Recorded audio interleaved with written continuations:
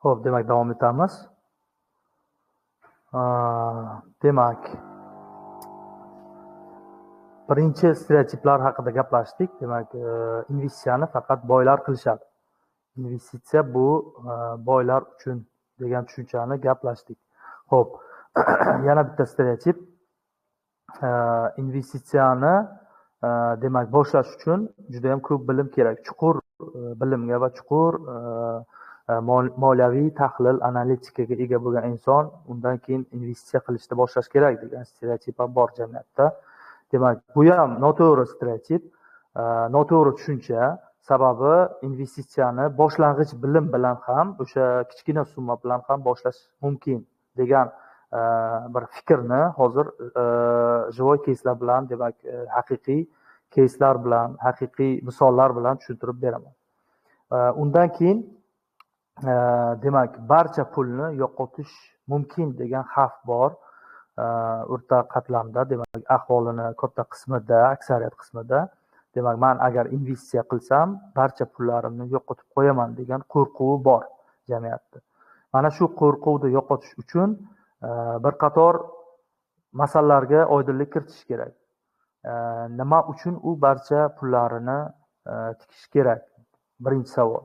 Demak, investitsiyani boshlang'ich bilimiga ega bo'lgan inson deb aytyapman. Ya'ni investitsiya qilishni, ya'ni biror bir proyektga, loyihaga, yo biror bir aksiyaga, obligatsiyaga yoki ko'chmas mulkka yoki biror bir kompaniyani faoliyatiga yoki biror bir investitsion kompaniyaga pul tikishdan oldin u boshlang'ich bilimlarini, nazariyasini oladiki, demak, boshlang'ich bilimlarga nima deyiladi?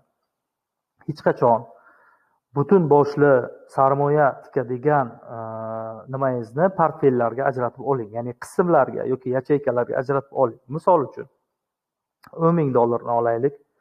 $10,000 sarmoya portfeli. Biz $10,000 faqatgina bitta proyektga tikishimiz xato. Boshlang'ich bu boshlang'ich boshlovchilar uchun, ya'ni investorlarni o'sha kichik ko'rinishi $10,000 bo'lsin, u $5,000 bo'lsin yoki $1,000 bo'lsin, demak, u o'zini portfelini, demak, 20%, 30%, 15% deylik, yana 20%, 25% qilib 3 ga, 4 ga, 5 ga kerak bo'lsa, o'sha nechta instrument bor? Pul tikadigan, sarmoyasini yo'naltiradigan, o'zi o'rganib chiqqan nechta, demak, instrumenti bor, nechta platformasi borki, o'sha pulini, $10,000ni demak, yacheykalarga bo'lib yo'naltiradi. O'sha yo'naltirilgani bo'yicha investitsiyada, moliyada shunaqa tushuncha bor. Demak, hech qachon siz barcha tuxumlarni bitta korzinkaga yoki bitta yacheykaga joylashtirmang degan bir tushuncha bor. Demak, bu investorlarni, o'sha xalqaro investorlar kerak bo'lsa, o'sha bu sarmoyadorlik, sarmoyani tikish va sarmoyani turli xil joylarga yo'naltirishgacha bo'lgan bir holat, bu bugun boshlangan jarayon emas. Bu ancha oldin demak, shakllanib bo'lib qoliplarga tushgan jarayon hisoblanadi. Shuni hisobga olib, demak, yacheykalarga bo'lingandan keyin o'sha $10,000ni turli xil joylarga yo'naltirish masalasi ketadi. Mana shu sarmoyani yo'naltirgan vaqti, demak, $2,000, o'sha $10,000dan $2,000 qaysidir proyektga, qaysidir loyihaga, $1,000 o'sha deylik, butun kompaniyalarni SFB 500 degan loyiha bor, o'sha SFB 500 loyihasiga tikish mumkin 20% pulini. Demak, $10,000dan $2,000 pulini. 25%, masalan, $2,500ni ko'chmas mulkni bir qismiga tikish mumkin. $3,000ni deylik, o'sha ijara shartnomasi orqali pul ishlaydigan bir instrumentga yoki boshqaruv kompaniyasiga tikish mumkin. Yana $1,000ni qaysidir kompaniyani aksiyasiga tikish mumkin. Yana bir $1,500-2,000ni obligatsiya sotib olish mumkin. Va hokazo. Bu instrumentlar juda ham ko'p. Hali, demak, uroklarimiz, darslarimiz, moliyaviy darslarimizda bu narsalarni juda ham ko'p o'rganamiz. Bu narsalarni ko'rib chiqamiz, o'rganamiz, tahlil qilamiz, analitikasini yuritamiz sizlarga bir qator instrumentlar beraman, shablonlar, o'sha moliyaviy holatlarni analiz qiladigan va hokazo. Ana shundagina biz, demak, mana shu stereotipni, ya'ni barcha pullarni yo'qotish xavfi degan narsani demak yo'qotgan bo'lamiz. Ya'ni har bitta sarmoya bizni strafovkamiz, ya'ni sug'urtalab inson pulini ham sug'urtasini, ya'ni iqtisodda shunaqa termin bor, diversifikatsiya degan termin bor, ya'ni diversifikatsiyalash, ya'ni pulni bitta yacheykaga emas, bir qancha yacheykaga demak tikish orqali, masalan aytamiz, 4 ta proyektdan deylik, 4 ta proyektga убыточный bo'ldi, ya'ni u daromad emas, demak xarajat bo'lib chiqdi, minusga kirib ketdi, biz tikkan yo'naltirgan nimalar, lekin bittasi agar bizga yaxshigina skachok bilan, yaxshigina ko'tarilish bilan beradigan bo'lsa, bu juda ham bizga manfaatli bo'ladi, juda ham zo'r foyda keltira oladi. Bu narsa biz uchun juda ham muhim. Ya'ni boshlang'ich investorlar uchun o'z pullarini, u farqi yo'q, $100 bo'lsin, $200, $500, $1000, $5000, $10000, $50000, $100,000, $1,000,000gacha bo'lgan kerak bo'lsa, sarmoyadorlar ham o'sha $1,000,000 ishlab topgungacha bo'lgan, birdaniga bo'lmagan u narsa, sekinlik bilan, fundamentalniy bilimlar asosida sekin-sekin kelib chiqqan bilimlar. Shu uchun mana shu barcha pulni yo'qotish xavfi bor degan stereotip, demak bu noto'g'ri stereotip. Ya'ni bu stereotipni ilm bilan, faqatgina tafakkur bilan to'g'ri yondashuvlar qilib, demak bu narsani ishlatmasak bo'ladi. Ya'ni bu stereotipni sekin-sekin jamiyatdan sug'urib tashlash mumkin, chiqarib tashlash mumkin. Qachonki jamiyatni aksar qismi, ya'ni ilmli qismi, ziyoli qismi, moliyaviy bilimga ega yoki qanaqadir o'zini daromadini ko'paytira oladigan yoki moliyaviy yostiqchasini tashkil qilaman deb bir maqsad qilgan insonlar uchun juda ham zo'r instrumentlar bor. Mana shu instrumentlar haqida ham gaplashamiz. Xo'p, yana o'ylashadi, investitsiya juda ham murakkab jarayon. Ya'ni investitsiya bu juda ham murakkab. Investitsiyani men qila olmayman, sababi uni murakkabligini, uni xususiyatini, uni tabiatini men tushunmayman degan juda ham kuchli stereotip bor. Bu barcha insonlarni o'sha o'rta hol qatlamni o'sha moliyaviy mustaqillikka yoki moliyaviy yaxshilanishiga olib keladigan jarayonini orqalashtiradi yoki sekinlashtiradi yoki umuman uni boshqa tomonga burib yuboradi. Mana shu jamiyatdagi qo'rquv, bu juda murakkab narsa degan qo'rquv uni demak pulni boshqarish san'atidan uzoqlashtiradi, pulni saqlash san'atidan uzoqlashtiradi, pulni ko'paytirish degan bilimlardan, pulni pul ishlab topadi degan bir bilimlardan yoki shu sohalardan uzoqlashtirib yuboradi.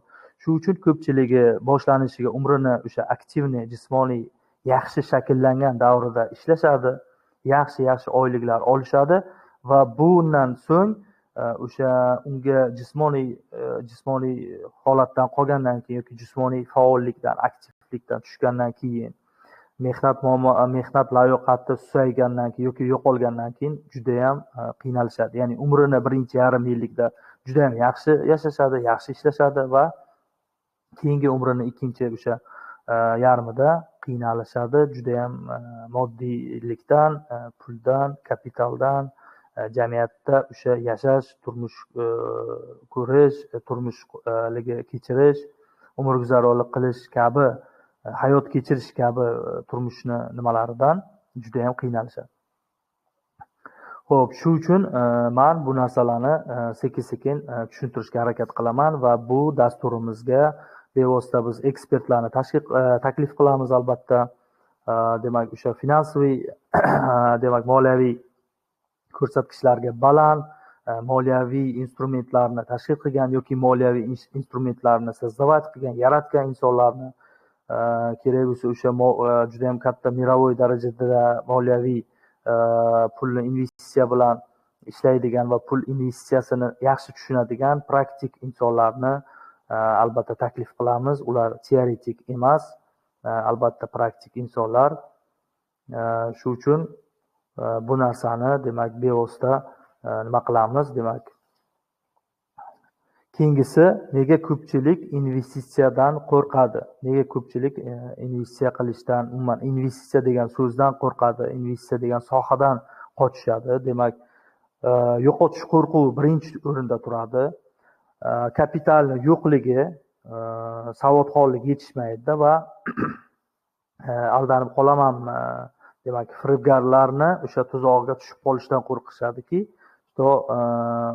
firibgarlik hisoblanadi. Ya'ni ular agar aldanib qolsa, men demak firibgarlarni qo'liga tushib qolaman degan. Ya'ni bu ham o'sha ilm yetishmasligi va investitsiya tizimini tushunmasligi, investitsiya sohasini tushunmasligi, pul va kapitalga oid oddiy elementarniy ilmlarni bilmaslikka olib keladi. Demak, investitsiya qo'rqinchli emas agar u risklarni to'g'ri boshqarsa. Investitsiya qo'rqinchli emas, pulni bosqichma-bosqich o'rgansa. Investitsiya qo'rqinchli emas agar kichik summa bilan boshlasa. Investitsiya qo'rqinchli emas agar u diversifikatsiyalangan bo'lsa. Demak, bular nima deyiladi? Risklarni minimallashtirish, to'g'ri boshqarish, ularni bosqichma-bosqich o'rganish, moliya va investitsiyaga oid bo'lgan, sarmoyaga oid bo'lgan yoki sarmoya kiritishga oid bo'lgan barcha bilimlarni albatta birdaniga mukammal darajaga o'rganib bo'lmaydi. Bu narsani sekin-sekinlik bilan, asta-sekinlik bilan qilsa bo'ladi. Xo'p, undan tashqari, albatta siz investitsiyani boshlashdan oldin kichkina summa ko'rinishida boshlash mumkin. Bu narsani juda ham, qanday desam, katta summa bilan o'sha hozir biz tilga oldik, yuqorida $10,000, $5,000 yoki $1,000 kabi tilga oldik. Yo'q, $100, $200 masalan o'zbek bugungi nimamizda, demak 1 million, 2 million, 3 million, 5 million kabi summalar bilan sekin-sekinlik bilan boshlasak bo'ladi. Hattoki 500 ming, 1 million bilan boshlasham, bu o'zimizda birinchi navbatda o'sha ilm bilan boshlashimiz, ilmni o'rganishimiz, ilmga investitsiya yoki moliyaga oid bo'lgan barcha ilmlar umuman muammo emas. Nima uchun? Sababi biz nafaqat onlayn kurslarni yoki offlayn kurslarni yoki moliyaga oid, biznesga oid, menejmentga oid, pul ishlash kabi bir qator bilimlar bor. Bu juda ham qimmat turadi bozorda. Umuman olganda, bozorda dunyo bozorini olib qaraymizmi, Rossiya bozorini olib qaraymizmi, yo SNG bozorini olib qaraymizmi, hattoki O'zbekiston bozorini olib qaraymizmi, O'zbekiston bozorida ham infoproduktlar, ya'ni informatsion produktlar, axborot, aynan biznes axboroti, biznes ma'lumotiga oid bo'lgan bir qancha ilmlar bor. Haqiqatan ham jamiyat uchun, ya'ni o'rta qatlam uchun qimmat turishi mumkin, lekin buni bepul instrumentlari juda ham ko'p. Masalan, YouTube'ga kirdiz, investitsiya to'g'risida bir qancha ma'lumotlar bor, yoki moliyaviy savodxonlikni oshirishga oid bir qancha ma'lumotlar bor, yoki hozir o'zbek demak kitobxonligi yoki o'zbek segmentida o'sha moliyaviy savodxonlikni o'rgatadigan bir qancha kitoblarni, hattoki xalqaro yozuvchilar, xalqaro praktik insonlarni, finansistlar, moliyachilar yoki sarmoyadorlarni o'zlarini hayotiy tajribalardan o'tkazgan va o'zlari demak o'sha etapda o'tib, chuvstva qilib, yo'qotishlar va yutuqlarni bir jamlagan holatda bir qancha kitoblar bor. Mana shu kitoblarni oddiy 50 ming, 100 ming yoki 200 mingdir, 500 mingdir misol uchun, to 500 minggacha zo'r kitoblarni olsa bo'ladi. Muammo yo'q. Demak, nafaqat 500 ming haqida gapiryapmiz hozir, lekin men shunaqa kutubxonalarni bilaman, 50 ming, 100 mingga juda ham ko'p kitoblar bor. Hattoki o'sha 50 ming, 100 ming xarajat qilmasdan ham internetdan bir qancha kitoblarni, xohlagan kitobingizni PDF formatlarida skachat qilib turib, olib, sekin-sekin o'qishdan boshlasak bo'ladi. Demak, mana bu yerda aytdik. Demak, investitsiya to'g'risidagi bilimlarni bosqichma-bosqich o'rgansa bo'ladi. Demak, bu muammo emas. Xo'p, endi diversifikatsiya so'zini ham ishlatdik. Bu nima degani? Diversifikatsiya hozir boya aytganimdek, iqtisodda mavjud tushuncha. Demak, risklarni kamaytirish uchun biz turli sohalarda, turli instrumentlar orqali, turli platformalarda, ya'ni hamma pulimizni demak bitta kompaniyaga yoki bitta kompaniyani aksiyasiga tikib olmaymiz. Yoki hamma pulimizni biz demak nima deylik, hamma butun boshli portfelimiz sarmoyadan iborat, kapitaldan, puldan iborat investitsiya qiladigan portfelimiz bitta kompaniyaga yoki bitta aksiyaga bog'lanib qolishi kerak emas.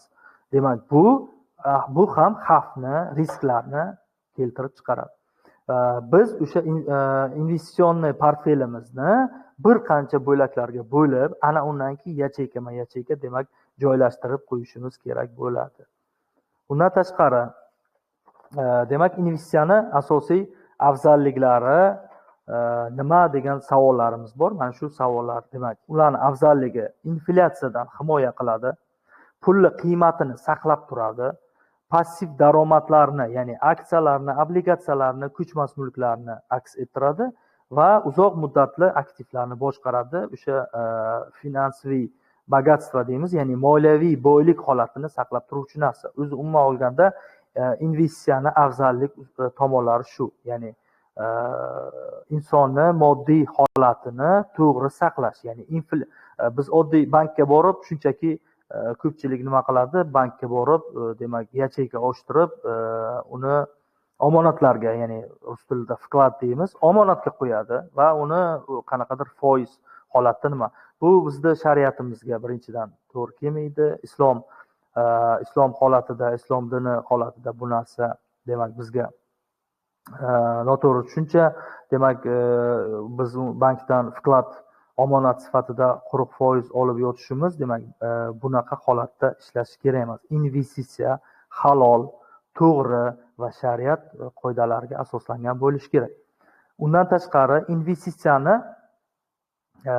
aytdik, pulni qiymatini ushlab turadi. Ya'ni bu kundan kun, yildan yil, oydan oy ko'ryapmizki, iqtisodiyotda turli hamma davlatda deyarli 250 ta davlat hammasi boshdan kechirgan. Demak, o'zini valyuta birligida pul iqtisodiyotda aylanish, iqtisodiyotda demak pul bu davlatda demak vena va arterial qon tomirlari. Undan tashqari kapillyar tomirlar ham bor. Demak, iqtisodiyotda turli xil kichik biznes, o'rta biznes, iqtisodiyotda turli xil sohalarda demak pulni aylanib, u harakatga kelishi va bir qancha iqtisodni harakatga keltirish asnosida pul esa o'zini qurbini, o'zini qobiliyatini yo'qotish boshlaydi. Bu esa inflyatsiya bilan baholanadi iqtisodiyot terminida, ya'ni moliyaviy terminda. Inflyatsiya bu pulni qadrsizligi kundan kun, yildan yil, oydan oy tushib borish asnosida, demak, insonlarni yig'ib qo'ygan pullari ham o'z qurbini, o'z holatini yo'qotishni boshlaydi. Masalan, 2024-yildagi $100 qiymati bugungi 2025-yildagi $100 qiymatidan balandroq bo'lgan. Nima uchun? Chunki endi hozir dollar haqida gapiryapmiz, o'shanda ham даже farq qiladi. Agar so'm haqida gapirsakki, umuman boshqa narsa. Chunki 2024 bilan 2025 ni 12 ta oyini bitta tahlil qilib chiqsangiz, dollarning ko'tarilishi so'mga nisbatini o'zida qancha so'm inflyatsiya darajasi, ya'ni qadrsizlik holatiga kelyapti. Endi tovar va mahsulotlarga bo'lgan foizi esa juda ham ko'tarinki, juda ham statistikasini ko'tarsak, go'shtga, benzinga, oziq-ovqat mahsulotlari yoki o'sha shakar mahsulotlari, un mahsulotlari, insonni o'sha zarurat uchun bo'ladigan o'sha 8 ta 10 ta mahsulotni o'zida ham juda katta nima. Endi boshqa sohalarni gapirmasak ham bo'ladi. Kechani o'zida Kunuz saytidan o'qib qoldim. Demak, go'shtni nimasi 22-23%, aviabiletlar 22-23% ga oshgan, benzin narxi va boshqa mana shunga o'xshagan narxlar juda ham ko'tarilgan. Bu esa so'mni yanada qadrsizlanishiga olib keladi. Shu uchun ham investitsiya bilimi juda ham muhim. Moliyaviy savodxonlik, moliyani o'rganish, moliyani ishlash, moliyani saqlash va moliyani ko'paytirishga oid bo'lgan bilimlar juda ham zarur. Xo'p, undan tashqari investitsiyani kamaytiradigan yo'llar bormi degan bir masala bor. Shu masalaga oydinlik kiritamiz. Bu diversifikatsiya orqali, boya aytdik, aktivlarni turli xil yo'nalishlarga taqsimlash orqali. Undan tashqari to'g'ri tahlil qilish, ya'ni analitika ilmi juda ham muhim. Nima uchun deganda, moliyada analitika ilmi muhimligi, biz qaror qabul qilishdan oldin mo'ljalni to'g'ri olamiz. Mo'ljalni olish uchun esa juda ham ko'plab bilimlar kerak. Moliya bilimlari kerak. kapital bilimi kerak, pul bilimi kerak. Shundangina keyin biz действияni qilamiz, ya'ni harakatni sodir qilamiz. Harakatni sodir qilishdan oldin ham esa bir qancha prinsiplar va bir qancha tamoyillar asosida mo'ljalga olamiz. Mo'ljalga olishimiz nima?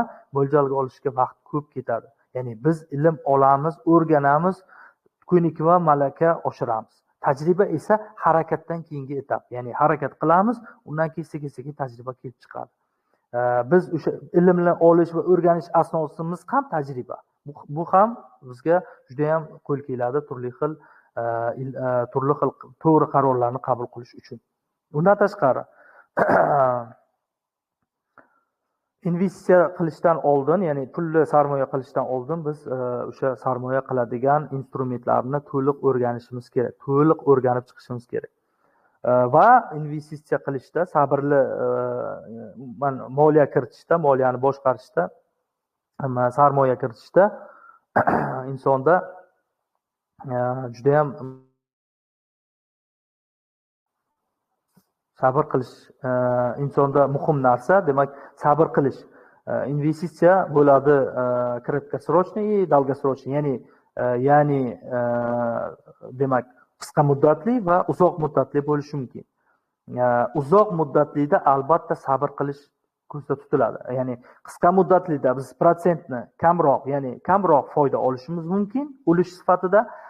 Uzoq muddatli nimalarda, investitsiyalarda demak foyda kamroq bo'lsa-da, lekin u xavfsiz bo'ladi. Ya'ni bizni sarmoya qilgan umumiy sarmoyamizni asosiy qismi, asos ham tirik qoladi va asos bilan birgalikda ishlab topgan pul ham tirik qoladi. Shuni hisobiga demak investitsiyada, sarmoya kiritishda sabr degan tamoyil, insonning sabr degan xususiyati juda ham muhim hisoblanadi. Bundan tashqari investitsiya qilishda qayerdan boshlash kerak? Investitsiyani biz qayerdan boshlashimiz kerak degan tushuncha ham bor. Demak, investitsiya aytdik, kichik summalardan boshlanadi. Yoki aksiya, obligatsiya yoki o'sha fond birjalarini o'rganish va ularga ozroq pul bilan to'g'ri demak sarmoyani kiritish orqali sekin-sekin o'rganib va undan opit oshirishni boshlaymiz, ya'ni tajriba olamiz. Undan tashqari tajribali investorlarni kuzatamiz. Tajribali investorlarning maslahatlarini o'rganib chiqamiz. Demak, onlayn platformalarda ularni bir qancha o'sha intervyulari bor, podkastlari bor. Masalan, investitsiya bo'yicha shaxsan men o'zim Warren Buffettni juda ham kuzataman. Yoki o'sha Warren Buffettni juda ham yaxshi ko'rgan kitobi bor, juda ham ko'plab marotaba o'qib chiqqan Razumniy investor, ya'ni aqlli sarmoyador degan kitobi bor. O'sha kitobni doimo tavsiya qiladi o'zini intervyularida. Mana shu kitob orqali ham juda ham kuchli tafakkurga ega bo'lish mumkin. Undan tashqari o'sha bugungi kundagi mana o'zimizda zamondoshlarimiz, bizda tengdoshlarimiz juda ham ko'p investorlar bor. Mana shu investorlarni podkastlarini eshitamiz, tavsiyalarini eshitib chiqamiz, analiz qilamiz, o'zimizni miyamizda, tafakkurimizda o'tkazamizki, nima deyapti, qaysi instrumentni ko'rsatyapti, qaysi instrument to'g'ri, qaysi instrument noto'g'ri, qaysi instrumentga qaysi sarmoya investitsion loyihalarda pul tikkan, o'sha pul tikkan holatidan qanaqa daromad olyapti. Mana shu kabi bir qancha masalalarga aniqlik kiritishni demak ko'rib chiqamiz. Tajribali investorlarni kuzating degan bir funksiyada biz mana shuni nazarda tutamiz. Bundan tashqari, demak, oylik daromadingizni 5-10% dan ajratib boring. Ya'ni u ko'pchilik masalan shaqi sifatida oylik daromaddan demak kun kechirishadi, hayot kechirishadi. Har doim odatlanish kerak. Oylik daromadidan doimo 5-10-15% gacha yoki 20% gacha aynan sarmoya kiritish uchun demak o'sha yig'ib borish yoki o'sha 5%, 10%, 20% gacha bo'lgan sarmoyani yig'ib bormasangizda o'sha sarmoyaga kiritish bo'lgan instrumentlar haqida o'ylab yoki topib yoki test qilib, ko'rib, gipoteza qilib ko'rish kerak. Bu narsa juda ham muhim narsa hisoblanadi. Undan tashqari, demak, biz bu investitsiyani nima deb aytdik? Demak, xulosa nima? Xulosa qilishdan oldin men yana o'sha investitsionni sarmoya kiritishga bo'lgan oid bilimlarni demak aytib o'taman. O'sha pullik kurslardan tashqari inson ko'pchiligi nima qiladi? Bahonalar qilamiz. Pul ishlashni taklif qilyapti-da, yana bu navbatdagi kursini sotyapti-da yoki navbatdagi bir infoproduktini namoyon qilyapti degan bir xato fikr ham kelib chiqadi. Yo'q, men demoqchimanki, sizni kurs sotib olishga undamayapman. Sizni qanaqadir investitsiya kiriting yoki investitsiya kiritish kerak degan holatdan ham ilmdan faqat moliyaviy bilimni, moliyaviy savodxonligingizni oshiring. Sababi siz sarmoya kiritasizmi, kiritmaysizmi?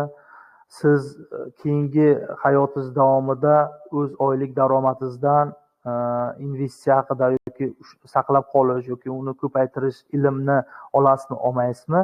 Siz baribir hayotingiz davomida to'qnash kelaverasiz moddiyatga, moddiy qismga. Bu dunyoni moddiy qismi faqatgina ilmni olish, ilmni, o'sha pul ilmini o'rganish, pulni ishlash san'atini, pulni saqlash san'atini, pulni ko'paytirish san'atini o'rganish orqaligina topa olasiz moddiyatni. Boshqachasiga bu narsani demak qilishni iloji yo'q. Faqatgina shu yo'l bilan siz o'zingizni maqsadingizga, o'zingizni holatingizga yetishingiz mumkin. Xo'p, undan tashqari demak biz shu xulosaga keldikki, demak qo'rquvlar yo'q. Biz qo'rquvni o'zimiz ong ostimizda o'ylab topamiz. Juda ham aqlli inson bor. U aytadi, qo'rquvlar bu mavjud emas. Qo'rquvlar bu inson o'zi ongi bilan ong ostida qo'rquvlarni yaratadi va o'sha yaratgan narsasini o'ziga qarshi qilib qo'yadi.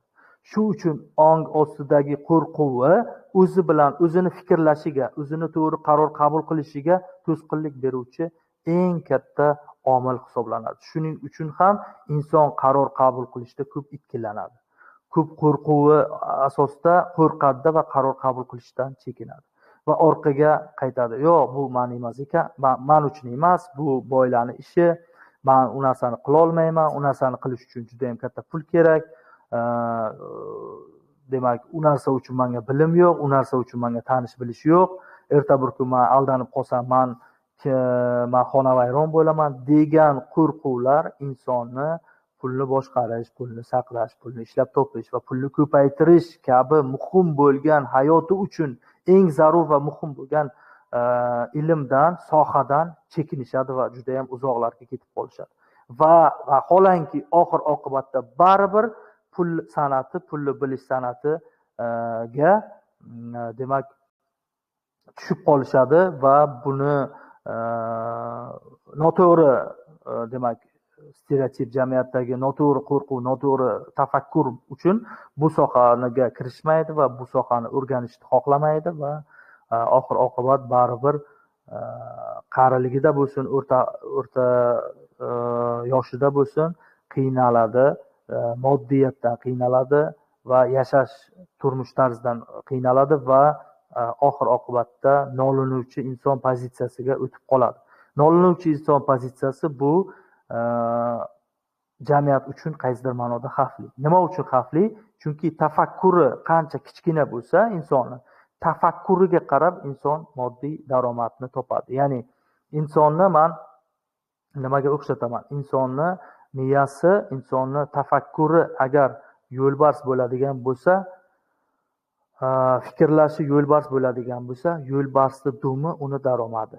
Demak, yo'lbars A nuqtadan B nuqtaga yurgani kabi daromadi ham avtomatik uni orqasidan o'sib boradi, yurib boradi.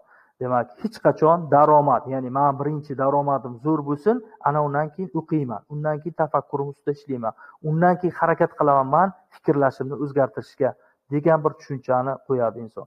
Vaholanki hech qachon yo'lbarsni dumi o'zidan oldin ketmaydi. Albatta, yo'lbars yuriydi, orqasidan avtomatik ravishda, ya'ni o'z orqasidan dumi demak birga bo'ladi. Demak, daromad ham xuddi shunday ekan. Inson fikrlashi o'sadi, daromadi avtomatim ko'tarilib, o'zi bilan birga yuriydi. Shu uchun men sizlarga shuni tilab qolardimki, demak, moliyaviy ilmlarni o'rganish kerak, moliyaviy ilmlarni boshlash kerak va moliyaviy ilmlardan bevosita o'rganib, bevosita o'sha holatni qo'yish kerak.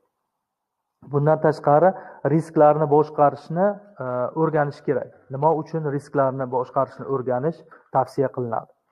Sababi inson demak u qaysidir sohaga kirar ekan, hamma sohada risk bor. Masalan, oddiy zavodga ishga kiradi, daromad topadi, misol uchun. U bilmaydi-ku, zavod erta bir kun qachon moliyaviy ahvoli bugun ishlab chiqargan mahsuloti trend va bu juda ham talabgir. Erta 1 yildan keyin, 2 yildan keyin u mahsulotga bo'lgan talab birdan tushishi mumkin. Yoki u mahsulotga bo'lgan bir holat noto'g'ri pozitsiyaga olib kelishi mumkin va bu doimo risk hisoblanadi. Umuman olganda hamma narsa, umuman hayotimiz o'zi risk ustida qurilgani uchun riskdan qo'rqmaslik kerak. Aksincha, risklarni boshqara olish va risklarni minimallashtirish ilmini o'rganishimiz kerak. Bu esa bizga moliyani boshqarish, moliyani ishlab topish, moliyani, pulni ishlab topish, saqlash va uni ko'paytirishga oid bo'lgan ilmlarimizni kuchaytiradi va bizni moliyaviy mustaqillik, moliyaviy erkinlik kabi yo'lga olib chiqadi. Shundagina biz qo'rqmasdan yoshligimizdan, qancha bizni yoshlik holatida boshlaydigan bo'lsak, moliya ilmini, moliya qilishni, moliya sarmoya kiritishni, pul tikishni yoki pul ishlab topishni yoki pulni saqlashni yoki pulni ko'paytirish yo'llarini o'rganishni yoshlikdan topsak, biz to'g'ri xatolar qilishimiz mumkin. Qanaqadir bir holatlarga tushishimiz mumkin. Biz istamagan fors-major holatlarga tushishimiz mumkin. Lekin bu degani biz tugadik, tugab bo'ldik degani emas. Bizni hayotimiz qaysidir nuqtada tushsak, qaysidir nuqtadan boshlangan hisoblanadi. Bu esa boshlanishini keyingi etapga chiqishimizni keyingi etapga chiqish uchun yangi bitta skachok, yangi bitta davr. Ya'ni aytamiz tochka bifurkatsiya, ya'ni insonni o'sha ko'tarilish nuqtasi yoki o'sish nuqtasi deb ham nomlashimiz mumkin. Shuning uchun moliyaviy mustaqillikka erishish uchun biz moliyaga oid, moliya bilan bog'liq bo'lgan bir qancha ilmlarni o'rganishimiz kerak va bir qancha moliyaviy holatga ega bo'lishimiz kerak. Va buni esa biz bevosita birinchidan demak bepul variantlarni o'rganamiz. Ikkinchidan uni yozamiz, maqsadlar qo'yamiz. Uchinchidan uni o'rgangan narsalarimizni yozgan narsalarimizni ko'nikma hosil qilamiz. Ko'nikma hosil qilish uchun esa qo'llab ko'rish kerak. Qo'llab ko'rmasak, u shunchaki bizni miyamizga quruq biblioteka, quruq kutubxona sifatida qolib ketadi. Shuning uchun biz uni tajribada, amalda tatbiq qilmasak, u moliyaviy ilm oddiy bir ilm sifatida saqlanib yoki umuman qolib ketadi. Lekin biz uni qo'llasak, hayotga tatbiq qilsak, qo'rqmasak tatbiq qilishdan, biz yutamiz. Albatta xatolar qilishimiz tayin. Albatta qanaqadir kamchiliklar qilishimiz mumkin. Lekin bu degani to'xtab qolish kerak degani emas. Har bitta sohada taslim bo'lmaslik degan bir tushuncha bor bo'lgani kabi, moliya ilmida ham, pul ilmida ham yoki umuman olganda investitsiya sohasida ham xuddi shu narsa bor. Taslim bo'lmaslik bu eng katta holatlar hisoblanadi. Shuning uchun men o'ylaymanki, moliyaviy bilimlarni bosishdagi birinchi qadam haqida sizlarga yetarlicha ma'lumot berdim. Bundan tashqari bir qancha savollar bor. Mana shu savollarni hozir bizda o'sha ishtirokchilarimiz tomonidan savollar berilgan. Mana shu savollarga javob berib o'tib ketamiz. Vaqtimiz yetgani kabi. Hozir demak 13 minut vaqtimiz bor. 13 minutga qani nechta savollarga javob beramiz. Xo'p.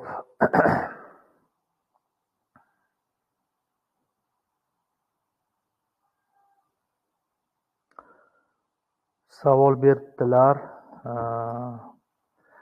Investitsiyani qanaqa turlari sizga tanish, qanaqa turlarini bilasiz degan bir savollarni berdilar. Investitsiyani turi juda ham ko'p. Bugungi dunyoda investitsiyani minglab turlari bor, lekin ular kategoriyaga ajratilgan. Men kategoriyalarni aytib beraman. Demak, investitsiya bor, bu kompaniyalarga investitsiya qilish bor.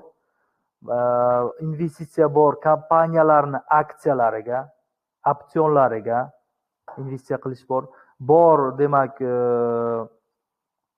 obligatsiyalar bor. O'sha davlat chiqargan yoki katta-katta o'sha korxonalarni chiqaradigan o'sha obligatsiyalari bor, qimmatli qog'ozlari bor. Shu turi ham bor. Undan tashqari bor payovoy fondlar, ya'ni fondlarni pay shaklidagi ulushlar. Bu narsa bor. Undan tashqari, demak, ko'chmas mulkka investitsiya qilish bor. Ko'chmas mulk ham demak bo'linadi. Demak, turar joy majmualari yoki noturar joy, kommersiya, tijorat maqsadida qilinadigan ko'chmas mulklarga investitsiya kiritish bor. Qanaqadir katta-katta binolar yoki biznes markazlar tashkil qilish yoki qanaqadir tijorat maqsadida qilingan katta o'sha investitsion dasturlardan qilingan nimalar ham bor. Ularga ham kiritish bor. Keyin dunyoni o'sha mirovoy kompaniyalarini birlashtirgan kompaniyalar bor. O'sha yuqorida aytib o'tdik, SPF 500 Fortunada aks etadi. Bu kompaniyalar bor, ya'ni mashhur kompaniyalar, demak, ular o'sha 400 ta 500 ta katta-katta kompaniyalar bor. O'sha dunyoni o'sha IPO tizimiga chiqqan. Mana shu kompaniyalarga ham investitsiya kiritish tizimi mavjud. Undan tashqari bor investitsiyani, demak, kapital usulida, ya'ni kompaniyani kapitalizatsiyasidan kelib chiqqan holatda o'sha nima desak bo'ladi, nabsavet deymiz, kuzatuv kengashiga kirish uchun kuzatuv kengashidan kelib chiqqan o'sha fondlar tashkil qiladi. O'sha fondlarga ham investitsiya kiritish orqali, demak, nima qilish mumkin. Bu o'sha mashhur kategoriyalar, bu o'sha biz bilgan top 4 ta 5 ta 10 talik mashhur nimalar. Undan tashqari juda ham ko'p investitsiya turlari, investitsiyani qilish nimalari bor. U haqida ham hali kengroq batafsil gaplashamiz. Xo'p, yana savol.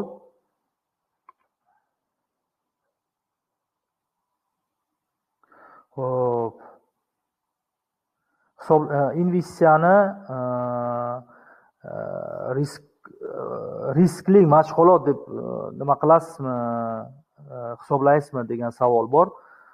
Albatta risk bilan bog'liq faoliyat, investitsiya faoliyati, lekin boshlanishiga risk, agar buni ichiga o'rganib, opit prioritet qilsangiz, ya'ni tajriba hosil qilsangiz o'zingizga, bu juda ham zo'r instrument. Bu sizni diversifikatsiya qilishni, ya'ni sizni, demak, turmush tarzingizni moddiy qismidan, demak, doimiy ravishda passiv daromadlar haqida ham hali gaplashamiz. Passiv va aktiv daromadlar bor.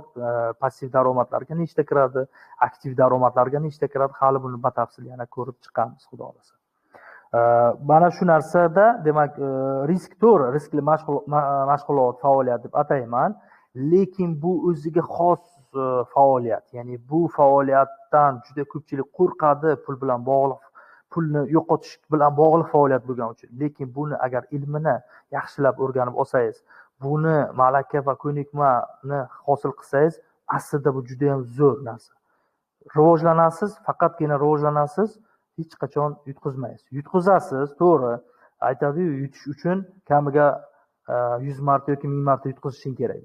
Bu aslida uslovna qilingan shartli, lekin xatolar, qanaqadir yutqazishlar bo'ladi. Busiz iloji yo'q.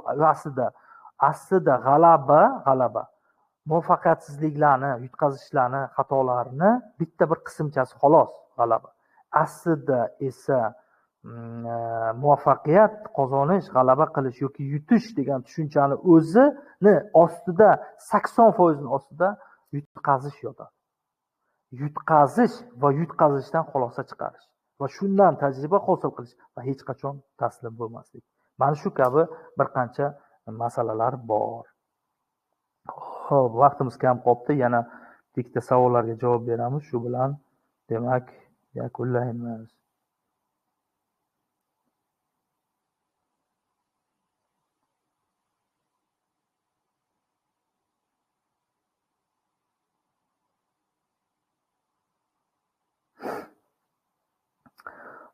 kompaniyani kompaniyaga investitsiya kiritishdan oldin, ya'ni kompaniyaga sarmoya kiritishdan oldin siz kompaniyani yaxshilab o'rganib chiqishni muhim deb hisoblaysizmi, yo'qmi degan savol kelibdi. Bu savolga quyidagicha javob bergan bo'lardim. Ya'ni bu juda ham muhim, chunki siz investitsiya kiritadigan sohangizni, yo'nalishingizni yoki loyihangizni o'ziz yaxshilab o'rganib chiqmasangiz, bu nima degani? Xuddi bir o'zizni siz bitta taomni yaxshi ko'rasiz va u taomni retsepturasini bilmasdan turib, qanday qilib o'sha tayyorlash, siz taomni tayyorlashni yaxshi ko'rasiz va siz taom tayyorlamoqchisiz uyda va o'sha taomni qanday qilib tayyorlashni bilmay yoki ichiga qanaqa ingrediyentlar ketadi, qanaqa sostavi bor, qanaqa mahsulotlardan, qanaqa ingrediyentlardan tashkil topganligini bilmasdan turib yoki uni gramovkalari, o'lchami, dozalarini demak qozonga qo'shmasdan turib qanday qilib tayyorlaysiz o'sha ovqatni? Xuddi shunga o'xshaydi bu ham, lekin kompaniyani o'rganish esa bu alohida struktura. Ya'ni kompaniyani yaxshilab o'rganib, tahlil qilib, analitika ilmini yo'qib, ana undan keyin demak nima qilish to'g'ri bo'ladi. Ya'ni nima desam bo'ladi? Undan keyin pul tikish, sarmoya tikish to'g'ri bo'ladi. O'shanda ham demak kichkinaroq summadan boshlash kerak. Xo'p, undan tashqari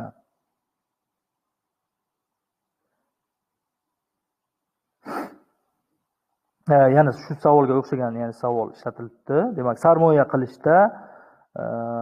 qilishdan oldin siz bozorni o'rganib chiqish kabi bir qancha analizlarni, tahlillarni qilasizmi degan. Albatta, sarmoya qilishdan oldin qaysi soha rivojlanyapti, bozor qayerga ketyapti, trendlari nima bugungi kunda va qaysi soha zo'r rivojlanadi kabi bir qancha savollar bor. Mana shu savollarga javob olmasdan, analiz qilmasdan, to'liq tahlil qilmasdan turib investitsiya qilishni yoki sarmoya tikishni boshlamaslik kerak. Sababi birinchi ilm, birinchi o'sha tafakkur shakllangandan keyin uni aytdik-ku, ya'ni mo'ljal uchun biz 10 ta, 20 ta, 30 tagacha prinsiplarni, tamoyillarni ishlatamiz mo'ljal olishda, lekin otishda bitta qaror qabul qildik, bo'ldi. O'sha otildi. Demak, qaror qabul qilish, demak, otish bilan barobardir. Qaror qabul qilingungacha analiz, tahlil esa bu faqat mo'ljalga olish, o'sha tochna tegish kerak. O'sha biz otgan o'q, kamonni o'qi, demak, o'sha maqsadga borib, targetga borib, yo'nalishga borib, biz o'sha metkani oldikmi, o'sha metkaga borib to'g'ri yo'nalib tegish kerak. Shu tomonlari bor.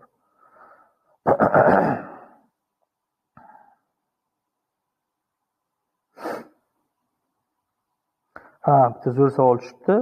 Demak,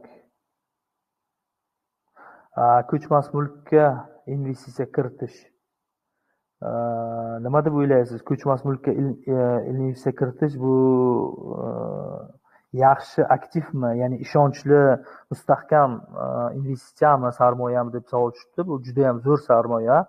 Bu sizni o'sha aytdik-ku, investitsiyani asos qismini saqlab qoladi.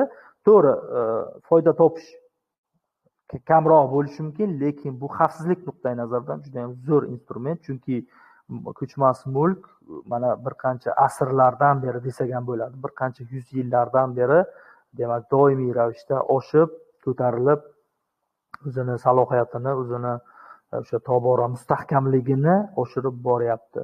Shuning uchun ko'chmas mulkdagi sarmoya juda ham zo'r sarmoya hisoblanadi.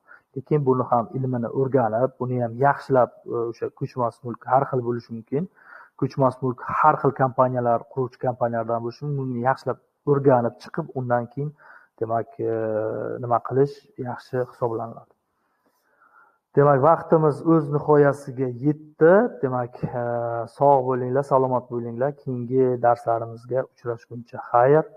o'zlaringizni ehtiyot qilinglar. Men Alibek Tajiddinov Kamilovich, demak 8 yillik biznes tajribaga ega bo'lgan, o'sha hozirgi kunda moliyaviy savodxonlik va moliyani to'g'ri boshqarish, moliyani ishlab topish, moliyani saqlash va uni ko'paytirishga oid ilmlarni o'rganib, ham teoretik, ham praktik sifatida o'rganayotgan bugungi kunda aktivni, aslida ham tadbirkorman, ham boshqaruvchiman, ham juda ham katta kompaniyada bugungi kunda demak o'sha faoliyatimni olib boruvchi inson sifatida keyingi darslarda, keyingi treninglarda, mana shunaqa bir chiroyli uchrashuvlarda uchrashguncha xayr, savol-javob va bahs munozara sifatida ham o'tkazamiz. Xudo xolasa ekspertlarni ham taklif qilib, bu jamiyatimizda moliyaviy savodxonligini oshirish, sarmoya kiritish ilmlarini o'rgatish kabi, ularni o'sha moliyaviy mustaqillik, erkinlik kabi shunaqa bir baxt, quvonch tuyg'ularini berishdan mamnunmiz va berishga xizmat qilamiz, hissamizni qo'shamiz. Shu kabi bir nima desam bo'ladi, manfaatli ishga bel bog'lab qo'l urganimiz uchun demak bevosita o'sha bu jamiyatga ilm tarqatishdan mamnunman, xizmatlaringizdaman. Xudo xolasa birgalikda hali juda ham ko'p ilmlarni, juda ham ko'p savollarni razbor qilamiz, tahlil qilamiz va bu narsalarni demak jamiyatni moliyaviy savodxonligini oshiramiz.